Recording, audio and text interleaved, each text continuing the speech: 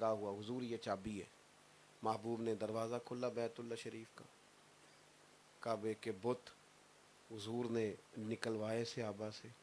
وہ کسی نے کہا تھا کہ کعبہ دیکھا تو تیری بت شکنی یاد آئی، اور جب خلد دیکھی تو تیرا صحن حرم یاد آیا۔ نبی کریم صلی اللہ تعالی علیہ وسلم نے وہ بت سارے نکالے۔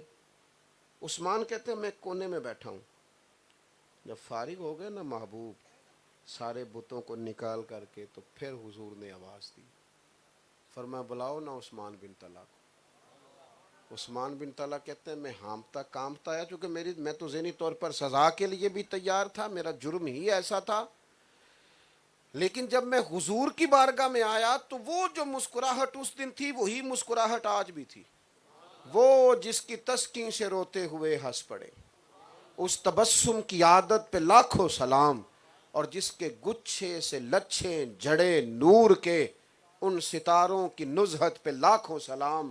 محبوب پاک صلی اللہ تعالی علیہ وآلہ وسلم نے مجھے بلایا، میں حاضر ہوا، اسی لہجے میں مسکرا کر محبوب فرمانے لگے میں نے تمہیں کہا تھا نا میں چابی لوں گا، لو آج میں نے لے لی، اور پھر میں نے یہ بھی کہا تھا نا جس کو میں چاہوں گا دوں گا۔ اور یہ کہتے کہتے حضور مسکرائے اور چابی پھر مجھے ہی عطا فرما دی، پھر چابی مجھے ہی کریم نے دے دی۔ عثمان بن طلحہ کہتے ہیں وہ میری طرف چابی نہیں آ رہی تھی، ایمان آ رہا تھا۔ وہ چابی میں نے بعد میں تھامی اور محبوب کا کلمہ میں نے پہلے پڑھنا شروع کر دیا۔ عزم مصمم کریں زندگی میں پروگرام۔ دیکھو ملا رومی رحمۃ اللہ علیہ فرماتے ہیں کہ ایک درخت ایک بستی تھی، تو وہاں کچھ لوگ بیمار ہو جاتے تھے آئے دن۔ علاج کے لیے جو جڑی بوٹی چاہیے تھی وہ 4 پہاڑ تھے، پہاڑ کے اوپر پہاڑ، پہاڑ کے اوپر پہاڑ، 4 پہاڑ اور 5ویں جگہ پہ جڑی بوٹی تھی۔ جو چڑھتا پہلے پہاڑ سے پھسل جاتا۔ حکیم اور اطباء کہتے تھے کہ وہاں سے وہ جڑی بوٹی اتار کے لاؤ گے تمہاری بستی ٹھیک ہو جائے گی، شفا یاب ہو جائے۔ جائے کون؟ ایک بندے نے ہتھوڑا اٹھایا، اس نے جو پہلا پہاڑ تھا نا وہاں کاٹ کے رستہ بنانا شروع کیا۔ لوگ کہنے لگے تو پاگل ہے، یہ کو بنے گا تجھ سے؟ اس نے کہا چلو کئی دفعہ پاگل بھی کو کام کر ہی جاتے ہیں نا۔ سالوں لگ گئے اور ایک پہاڑ سے اس نے رستہ بنایا۔ پھر اس نے دوسرے پہاڑ پہ کام شروع کیا تو سالوں لگ گئے، تو وہاں سیڑھیاں بنائیں، بالآخر موت کا وقت آ گیا۔ لوگ اس کے پاس آئے، آ کر کے کہا تجھے کیا ملا؟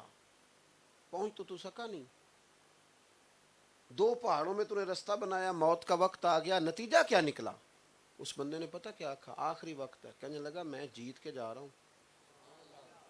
اللہ کرے آپ کو سمجھ آئے، اللہ کرے جو لوگ اٹھتے ہی نہیں، چلتے ہی نہیں، سفر ہی طے نہیں کرتے، ساری زندگی تبصروں میں گزار دیتے، بلکہ جو کام کر رہے ہوتے ہیں ان کے بارے میں بھی ان کے خیالات عجیب و غریب ہی ہوتے ہیں۔ کہتے ہیں نہ کھیلیں گے نہ کھیلنے دیں گے، نہ کریں گے نہ کسی کو کرنے۔ یہ جن لوگوں کا یہ مزاج ہوتا ہے وہ سمجھے بات کو۔ اس نے کہا میں کامیاب ہو کے جا رہا ہوں۔ کہا آپ کیسے کامیاب ہو رہے ہیں؟ اس نے کہا خدا کے بندو میں نے آدھا رستہ تو آسان کر دیا نا، اب جو میرے بعد شروع کرے گا وہ 0 سے شروع نہیں کرے گا، 50 سے شروع کرے گا۔ آدھا میں نے آسان کر دیا ہے، اب نا ہمارے ہاں لوگ آدھا رستہ بھی آسان نہیں کرتے۔ اگر آدھا ہی کر دینا، چلو جو آئے گا وہ آدھے سے شروع کر لے گا۔ عزم مصمم کریں، کوئی ایک کام اپنے ذمے لے لیں ایک، اور اس کو صحیح کر کے سر انجام دیں۔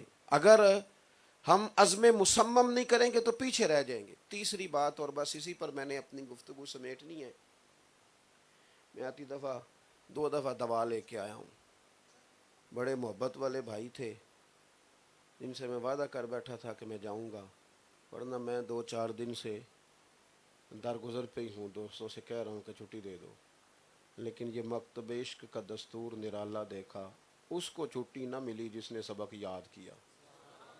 یہ معاملات ایسے ہو جاتے ہیں کہ بعض اوقات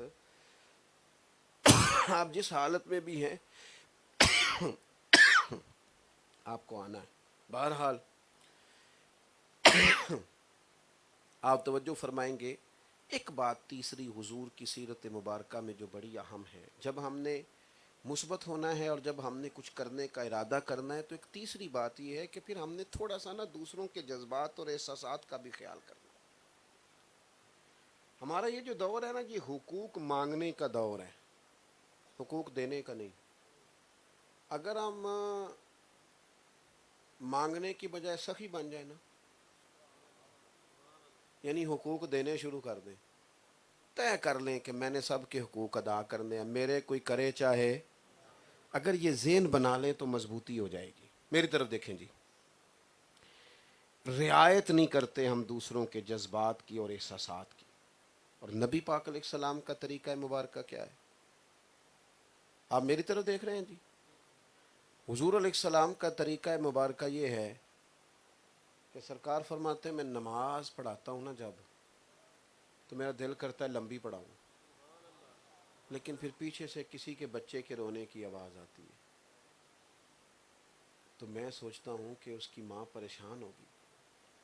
یعنی نماز میں بھی میں یہ خیال کرتا ہوں کسی کو تکلیف نہ ہو رہی ہو، فرمایا میں پھر نماز چھوٹی کر دیتا ہوں، مختصر۔ ایک دفعہ حضرت معاذ ابن جبل نے لمبی نماز پڑھائی تھی اور کسی نے شکایت لگائی تھی تو حضور ناراض ہو گئے تھے، فرمایا کیوں لمبی نماز پڑھاتے ہیں آپ؟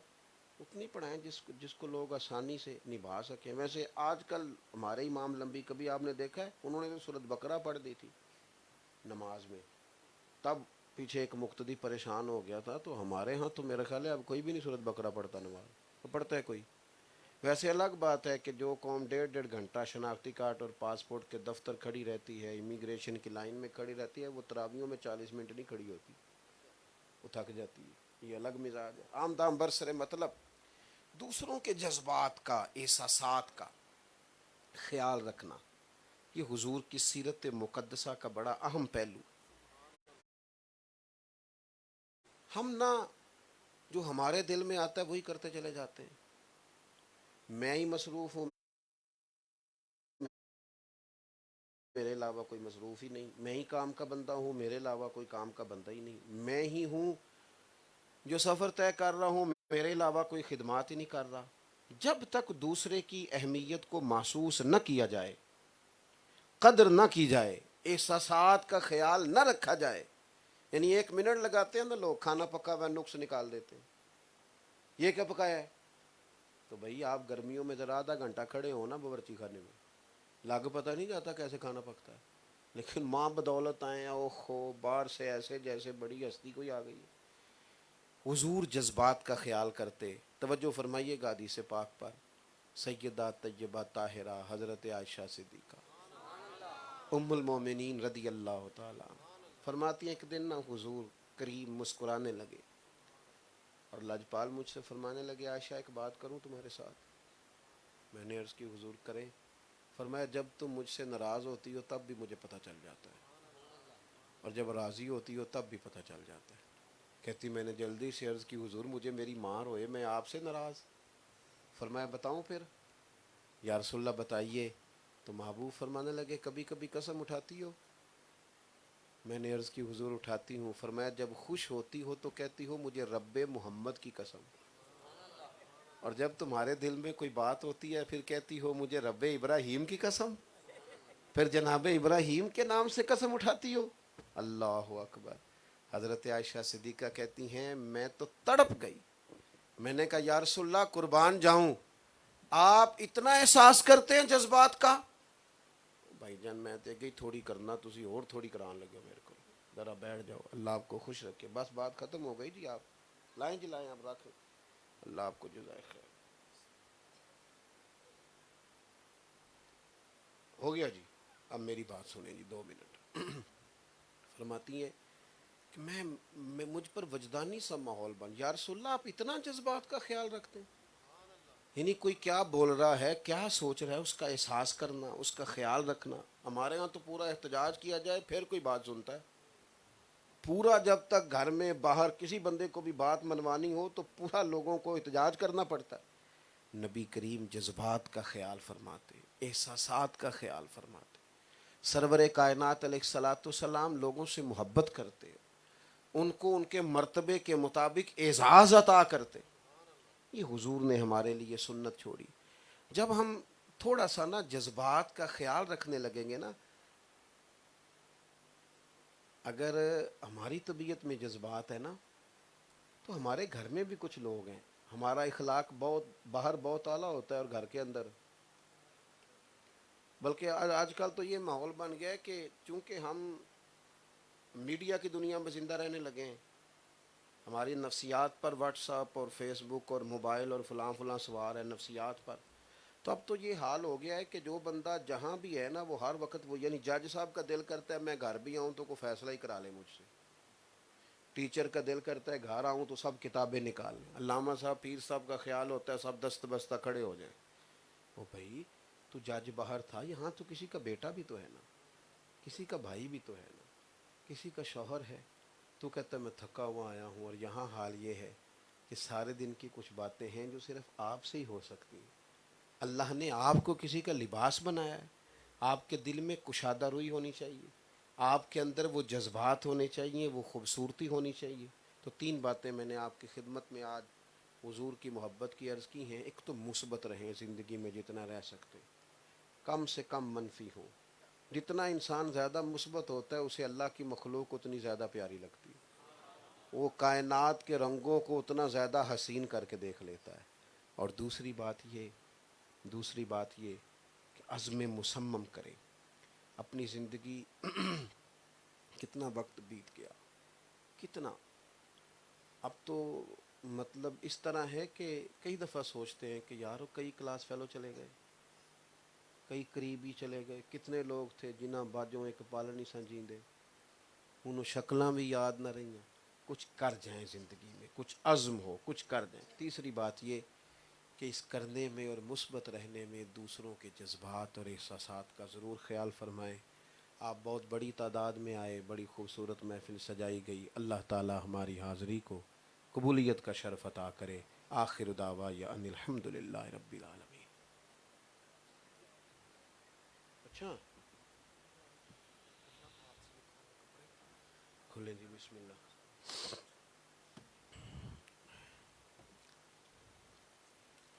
یہ کس نے لکھا ہے؟ یہ ہمارے بھائی کی ہمشیرہ ہیں، انہوں نے یہ دیکھیں کپڑے پہ قرآن مجید کو لکھا ہے. ماشاءاللہ. میں اکثر ایک بات کیا کرتا ہوں کہ حافظ قاری عالم تو ہیں، اب قرآن پاک کے عاشق بڑے زیادہ ہونے چاہیے تاکہ وہ قراء سے سیکھ سکیں. ماشاءاللہ دیکھیں کتنی خوبصورت کاوش ہے. اللہ تعالیٰ اس بہن کو بہت ساری برکتیں عطا فرمائے، بہت ساری برکتیں. چلیں اس کے ذریعے آپ ایک نیت ہی کر لیں گے. دیکھیں ماشاءاللہ کیا خوبصورت چیز ہے نا قرآن پاک کا پیار. اللہ اپنی بارگاہ میں قبول کرے، اللہ قبول کرے، اللہ قبول فرمائے. اور کوئی بات؟ محفل ابھی چلے گی نا آپ کی آگے مزید؟ سلام پڑھ.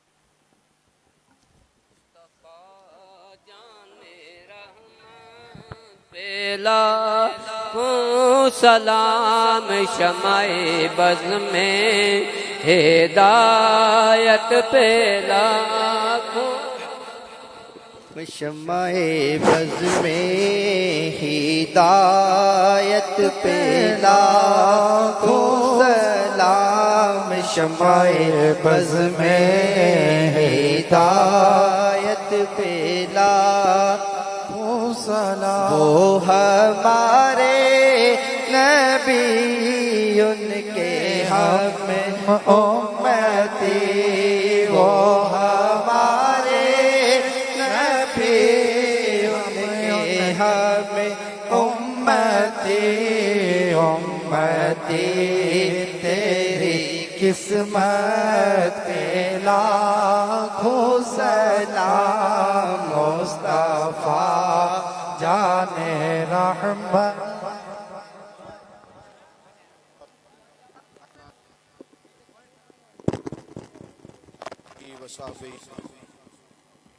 ہماری حاضری قبول ہمارے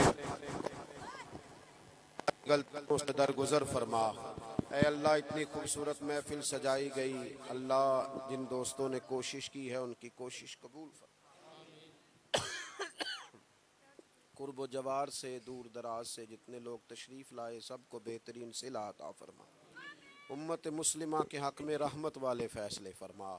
ہماری غلطیاں، کمزوریاں، سستیاں، غفلتیں معاف فرما، علم نافع، عمل صالح کی توفیق عطا فرما، بیماروں کو شفا دے دے، مقروضوں کو قرض کے بوجھ سے رہا کر دے، تنگ دستوں کے رزق میں وسعت کر دے۔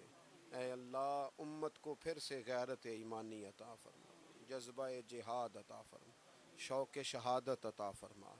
اے اللہ دنیا اور آخرت میں ہماری پردہ پوشی فرما، ہمارا خاتمہ ایمان پہ فرما، ہمارا خاتمہ ایمان پہ فرما۔ اے اللہ جتنے لوگ بیمار ہیں سب کو شفا دے دے، بے اولادوں کو صاحب اولاد کر دے، اولاد والوں کی اولاد کو نیک بنا دے۔ رب اغفر وارحم وانت خیر الراحمین وصلی